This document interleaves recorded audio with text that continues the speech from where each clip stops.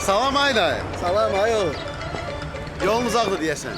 Deyəsən hə, oğlum gilə qonaq gedirəm. Bir aylı. Allah külfətini saxlasın. Mənim adım Süleymandır. Hey, benim de adım Süleyman'dır. Doğrudan? He, Lap yaxşı, lap yaxşı. Qabağa otursan Ayday, arxaya. elbette qabağa ay Süleyman bala. Seni tek koymayacağım ha. Atasan, ata.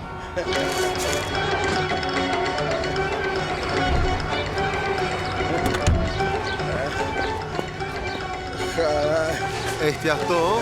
Ay sağ ol.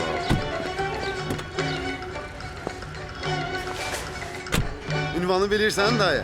De gedək. Bilmirəm Süleyman bala.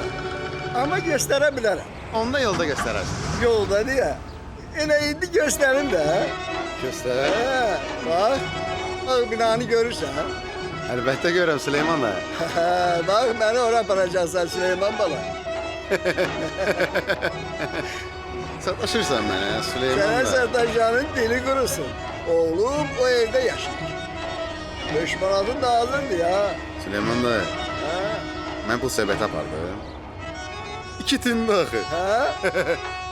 Canlı İki sağ tindi. olsun. 2 tindi. Apar tutarsın. Onda qabaqdan, svetofordan dönərəm sola. Qabaqda qazırlar. Ha? Kanalizasiya çəkirlər ha.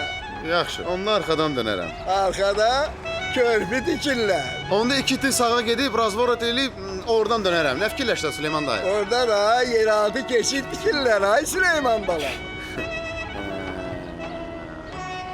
Bir dəqiqə. Bir dəqiqə. Sağ ol. Kere Sumqayıt getməli olacaq, Süleyman dayı. Ne deyirəm ki, bu deyən məsləhətdir. Doğru, ha? Ha? Amma biraz baha çıxacaq axı. Mən pul söhbət elədik. Ha? Getdi, Süleyman dayı. Getdi Süleyman bala, getdi.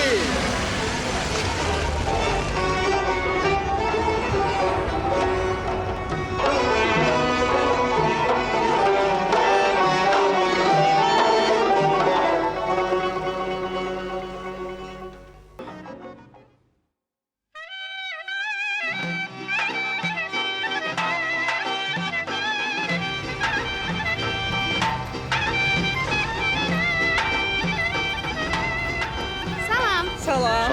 Bağışlayın, sizə kömək lazımdır. Zəhmət olmasa. Onda buyurun. O kolbasa neçəyədir? Bunlar 5 manat 50 qəpik. Bunlar 6 manat. Bəs bu? Bunlarsa 5 manat.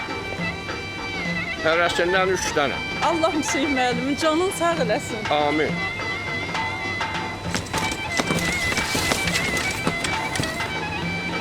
Balıq istəyirsiniz? Hərəsindən 2 dənə. Allah Hüseyin müəllimin oğlunu saxlasın. Amin. Yaxşı ətimiz də var. 5 kilo ət. Allah Hüseyin müəllimin əvə nəticəli eləsin. Amin.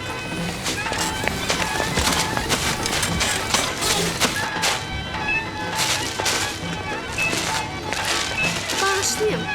Olar nədir? sizdən bir şey soruşum. Olar. Nə oldu ki? Bu Müseyib müəllim kimdir ki? Bayaqdan onu alış edirsiniz. Müseyib müəllim. Hüseyin müəllim Əkrəm dayının iş yoldaşıdır. Dünən oğlunun toyu olur. Hə. Bizi çağırmıyor. Allah onun balasını xoşbəxt eləsin. Oğullu uşaqlı eləsin. Qapısında həmişə toy olsun. Xoşbəxt olsunlar.